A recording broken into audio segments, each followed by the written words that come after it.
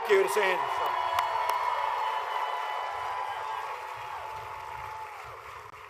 Like all of us, most of our family's with us, so thank you for that. So grateful.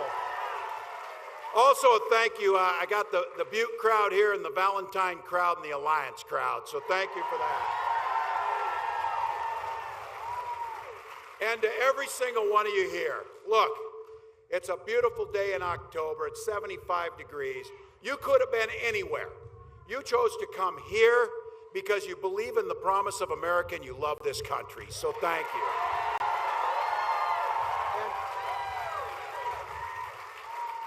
And if I could, the blue dot that has taken over the country as they know what you're doing here, let me be very clear what this blue dot symbolizes. This blue dot symbolizes democracy. It symbolizes decency. It symbolizes a woman's right to make her own choices.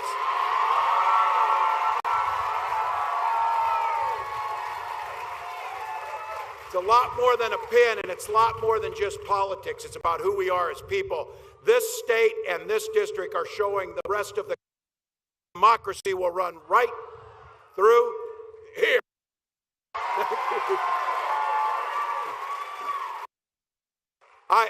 Did we have this?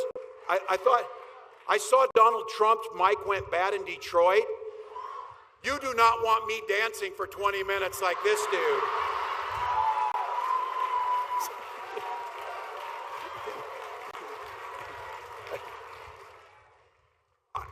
Somebody on his staff should explain the YMCA song to him too, just so they know. So, let's see. We love it.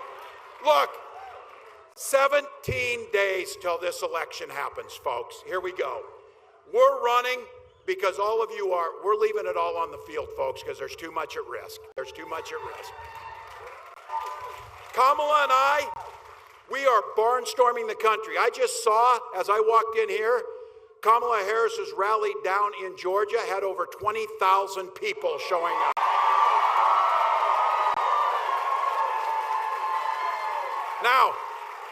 Now we're going to win Georgia. Last time we won it, we should call Donald Trump and ask him what we won it by, 11,470 votes. We're going to win it by more, but I said, how great would it be if we won Georgia by one vote and it was Jimmy Carter's vote he cast this week? But look, we're going everywhere. We're on podcasts, we're on TV, we're doing rallies. The two of us are about one hit away from being regulars on Fox News, and that's hell. So, you know what? It takes a little stamina to run for president. It takes a lot of stamina to be president. So, you might be asking yourself, how in the hell does Donald Trump think he's going to do this? Well, I'm sure his handlers are being pretty clear. They've got him under wraps if you haven't seen this. Look, Donald's stick is old, tired, and divisive, just like him. He's refusing to face Kamala in a debate again. Can you blame him after the butt whipping he took at that?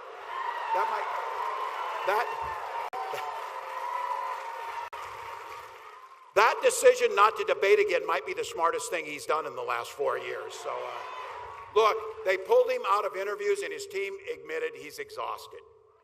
Canceled another talk show this week. Look, give him a break. He's nearly 80 years old. He's out there rambling, moving around. We'll give him a break. But look, he's not up to this anymore, folks. He's not up to it, and we need to make that clear. But you know what? You need to be clear about this. They know this, but you know who's sitting waiting in the wings? If you don't know, and most of you here know, there's something called the 25th Amendment, and you can be damn sure J.D. Vance has read the 25th Amendment. Look, I don't care how tired this guy is. I can promise you, he's not nearly as exhausted as we are with his crap in the last 4 years of him.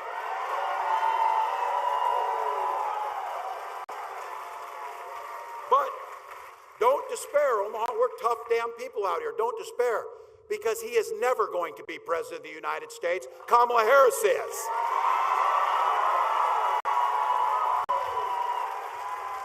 And you feel it. You feel it. She's offering a new way forward, not the same old, tired, divisive, hateful stuff. Kamala and I both grew up in middle-class families. We know that our economy works best when it's fair for everybody. It's that simple. And she's not just talking about it, she's laid out a concrete plan to make sure every single person in this country benefits from this economy. 100 million Americans will see a tax cut under Kamala Harris.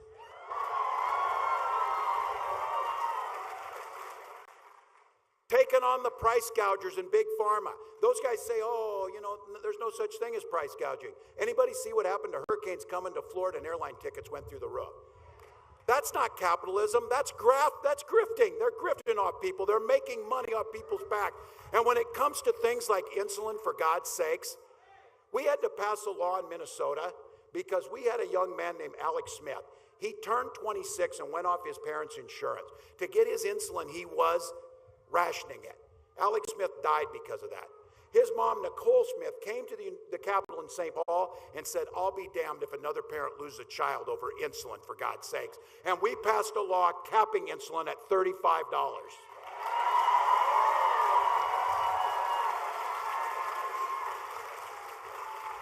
And you know why that's important and obscene? Because that little vial of insulin that now costs $35, they were charging $800 for it. You know how much it costs to make it? $5. So our economy works best when it works for everyone. But some of you in here, and I can tell you, many of you may not be there yet, but you start getting near to 60, you start paying attention to some really smart things like Medicare and Social Security. Really smart things.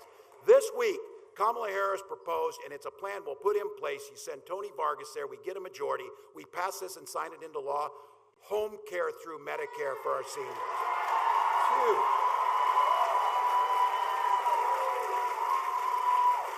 I'm glad to see young people here. They don't care about this, but some of us with less hair do care. I'll tell you what, also adding to Medicare, I think most people didn't know this, adding vision and hearing to it. Look, for those of you that want to start a small business, a $50,000 tax credit to get your foot in the door and start your American dream. Look, big companies figure out a way. Some of our largest corporations pay zero in federal tax. Why isn't that going to the middle class to start our small businesses? That's what we're proposing. And look, that owning a home is just critical to you. We talk about this in Minnesota, and I know this being a Nebraskan that you have it too. The saying is, the economy works, and we all do better when we all do better. Paul Wellstone said that in Minnesota a long time ago. And it's about an economy and it's about fairness. It's about understanding that the workers that built this country should receive a fair wage. It's about understanding that health care should be a human right and that you should go home safe after work. Those are the things we care about. Now,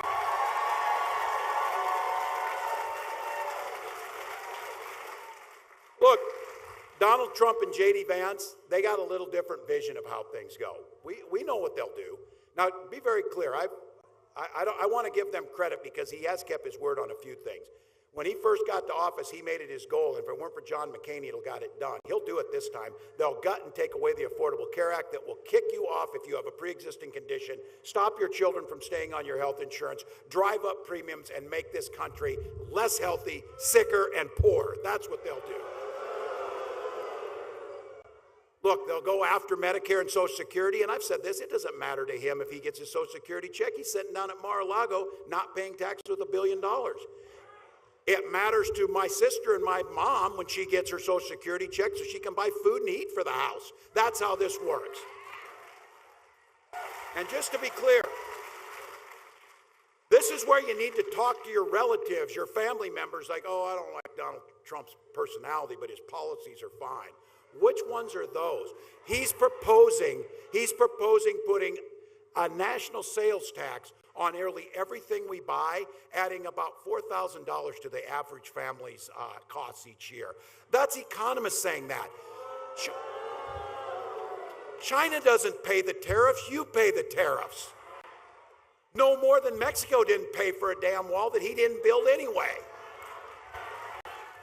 Look, we know he kept his word on this. He took his wealthy donors down to Mar-a-Lago and he promised them, Because I've said this, Donald Trump never keeps his word. That's not true. He does sometimes. He took those wealthy donors down to Mar-a-Lago and he said, you're rich as hell and I'm going to give you a tax cut. He did it. He did it. He followed through. He also became, as he himself said, the king of debt and drove up the national debt $8 trillion more than any president in U.S. history. So be very clear. This guy knows nothing about business except how to go bankrupt. He knows nothing about paying his bills, and he knows nothing about the middle class. Now, guys like Blaine, us, and I think there's probably some of you here that are the same place of this. The Republican Party of old contributed much to this country. When the Republican Party of old talked about freedom, they meant it. That's not these guys. That's not these guys. These guys mean that government should be free to be in your exam room with your doctor. They talk about small government, apparently small enough to fit in your bedroom with the people you're there with, or in your library to tell you what to read. Look, I use this, and you've heard me say this, I got this from my friends in Valentine and Butte and Alliance, places where I live. We respect our neighbors' choices. We don't have to agree with them. You do you, I'll do me. That's the thing we do. And look, there's that golden rule, do unto others. That's a good golden rule. I have an addendum to that too, that there's a second golden rule, mind your own damn business with it. Goes with it.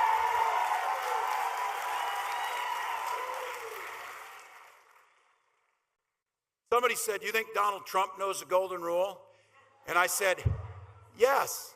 Yes, those are the instructions he gave to his interior designer for his gold toilet or whatever the hell he put in. So yes, he knows the golden rule. Look, when Kamala Harris and I and the folks here talk about freedom, we mean you should be free to live your life the way you choose. Your choice about your own health care decisions, about your own families. The freedom for seniors to retire with dignity by strengthening Social Security and Medicare.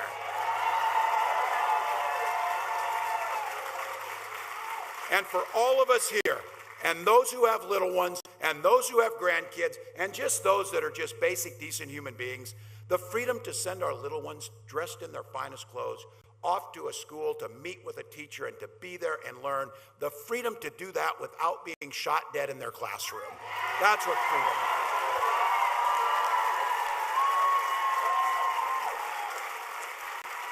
And this is Nebraska and the folks who are here, and I know, look, I know and you know, we know guns. I'm a veteran, I'm a hunter. Kamala's a gun owner too at the same time. Owning guns doesn't mean we can't be for common sense solutions to protect our children. It doesn't mean that.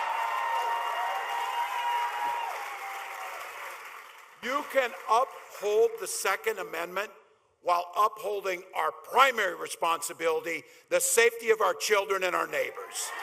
You can do that. And this is where you take the notes for that family member that's not sure where they're voting. Isn't it interesting how both members of the Democratic ticket are gun owners this year? But the guy on the Republican ticket can't pass a background check to get one.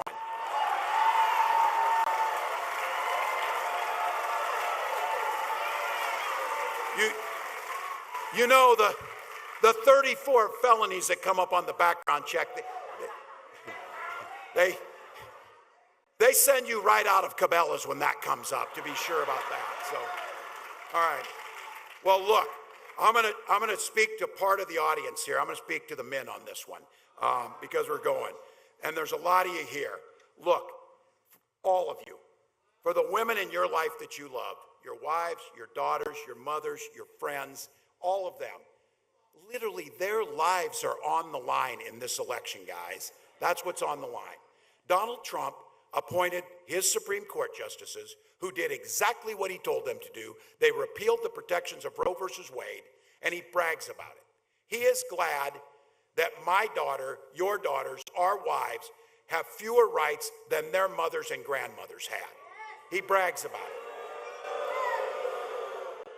20 states, including right here, now have the Trump abortion bans. He calls that a beautiful thing. A beautiful thing. You're seeing it. You're seeing it all over. Women being denied care at the ER, having miscarriages in parking lots. Survivors of rape, Hadley Duvall. These are women's names that should have never been known by Americans because it's nobody's damn business about what they're doing with their health care. But we now know them. The bravery of Hadley Duvall to stand up and say when she was 12 years old, a child, raped and impregnated by her stepfather. And they told her, and J.D. Vance said, that there should be no exceptions for rape or incest because he said, 2 wrongs don't make a right. There is not one damn thing right of what happened to Hadley Duvall, and what they're doing makes it so much worse. So look, to the men here, it's bigger than that. These are the guys in Project 2025. They want to control from contraception to fertility clinics. Fertility clinics that in states are now trying to close and turn couples away. Couples that simply want to have a family and use those services. And I said, this is personal for me. Again, you don't need to hear about my personal stuff, but my wife and I have talked about it. For years, we tried to have children, and it was because we could use fertility treatments that we have our beautiful family. And I'll be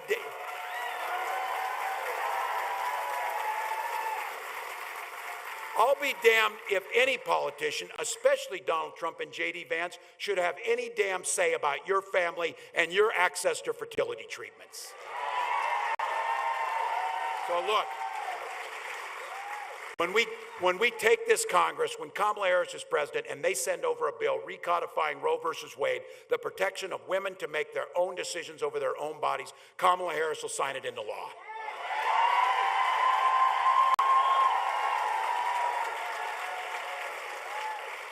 Look, I think we got to know, and I get this. We have 17 days, and I know in this amphitheater, I'm preaching to the choir, but folks, our recital is 17 days away. And we need to sing loudly. So it's important to know what's on the other side. If Donald Trump would be elected again, he would have the opportunity to appoint either 2 or 3 more Supreme Court justices during the next 4 years. This is a group of folks who already told Donald Trump, you have immunity to do whatever the hell you want to do. These are the folks that will be making decisions about the laws in this country for our children's and grandchildren's lifetime.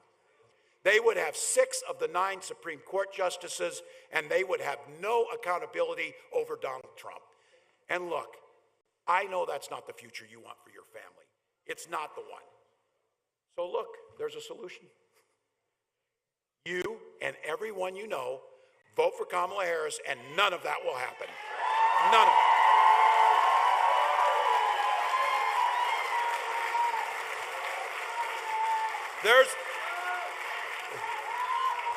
We're not going back.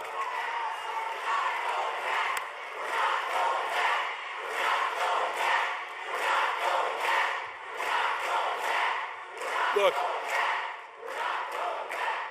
there's plenty of reasons that the stakes in this election are really high, but let me give you one more. Some of you might have heard, and look, people are overwhelmed by this. And I run into people who say, look, I'm just not that into politics. I'm tired of it. Well, too damn bad. Politics is into you. So, and some of these folks say, we got through one Trump term, and they rewrite the history of it. They don't recall that all of our neighbors were dying of COVID because his idiocy of neglecting science and telling us to inject bleach didn't do us much good. But I got to tell you this. They tell us we could survive another 4 years. I'm an optimist, and some of you have heard me say this. You don't survive the lunchroom for all those years without being an optimist. I am an optimist, but I truly don't know if the institutions will hold if we get another 4 years of Donald Trump. I genuinely don't believe it. And I say this because something has happened over the last few weeks that is unprecedented in our history. The chairman of the Joint Chiefs of Staff, the top military officer in this country, a decorated veteran, General Mark Milley, top military, he didn't mince words. He told us on the record that Donald Trump, and this is a direct quote, is fascist to the core and the most dangerous person that America has ever faced. This guy's not a Democrat, people. He's a lifelong military officer who served this country. And this week, James Mattis, Trump's own Secretary of Defense, endorsed that very view. He said Donald Trump, these folks, his chief of staff, John Kelly, another four-star general, said Donald Trump was the most damaged person he'd ever met in his life. So Trump's plan is to seize unprecedented power for himself with a Supreme Court that give him the right to do that. It's not hypothetical. Once again, I got to give credit to this. I said Donald Trump has no plan, not just a concept of a plan. He has an actual plan. It's Project 2025. And it's coming right from their mouths. They're talking about this. This one I have to tell you. Some of you might know who this guy is. He was Trump's national security advisor for a short time. His name was Mike Flynn. Trump has said, some of you don't know, I hate to encourage you to go look this guy up, but it's important to know. Trump said he would have a top role in the next White House.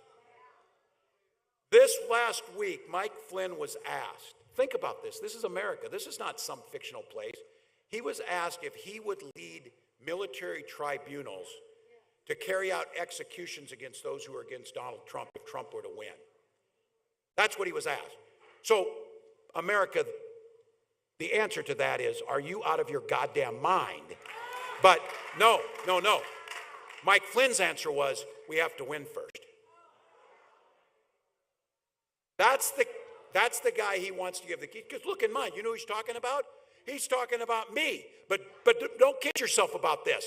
When they're done with me, he's talking about you. That's what they're talking about. Because you had the audacity as an American to come and express your political views in a safe and nonviolent manner that is in the best tradition of who we are, and countless people fought and gave their lives for us to be able to do this.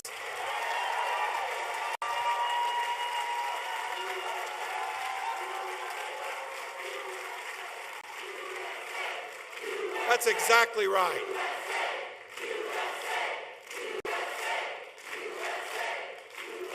That's exactly right. I'll be damned if I'll give the flags to a fascist like these guys. And I'll be damned if I'll give them family issues, because we know where the family value's set. We're not going to give them freedom, that's for damn sure, because we know what freedom looks like. And just for good measures, I'm not giving them football, the posers, because they don't know crap. Look, the Donald Trump of 2016 is not the Donald Trump that's running now. He is far more unfit than he was in 2016. He's more deranged.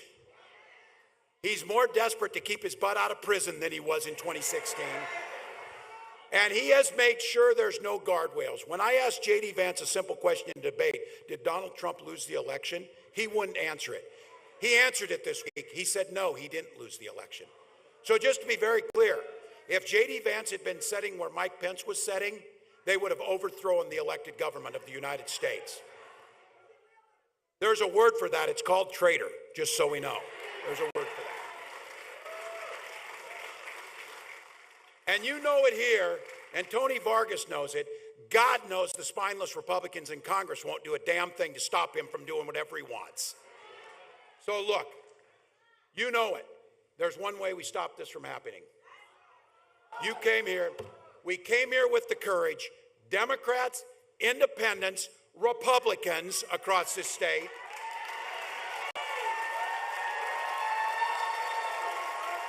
Think about it. Think about it. You tell me how bad Donald Trump is, that he brought Bernie Sanders, Dick Cheney, and for Christ's sakes, Taylor Swift onto the same ticket, on the same ticket. So look, folks, we do this the right way. We do it the American way. We get organized, we make the phone calls, we do the door knocks, we knock, and we clean his clock on election day and win this thing. That's how you do it. So 17 days, folks, and this thing's close. We're still the underdogs. It's still a race, but we're leaving it all on the field. Return your mail ballot today if you have one.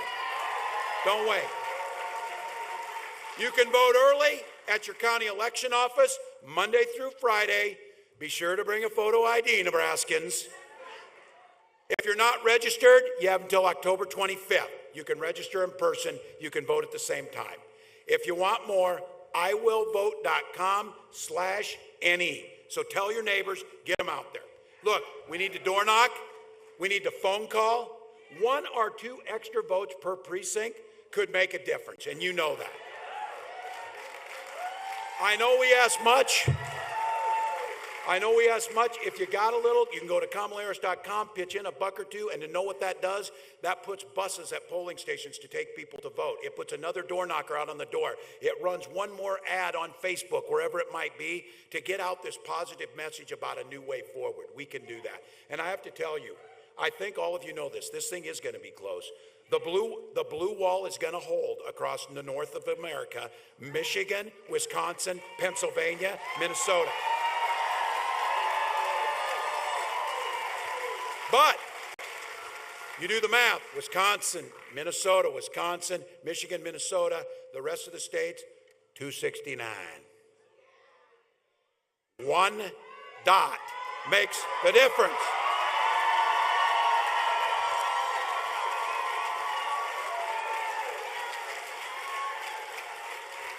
Look. Blue dot. Look, you're inspiring the rest of the country. It's because you believe in democracy. You believe in freedom. You believe it's done. We're going to end this thing on the right thing. The vice, she talks about when we fight, when we vote. Omaha put us over the top. Let's go.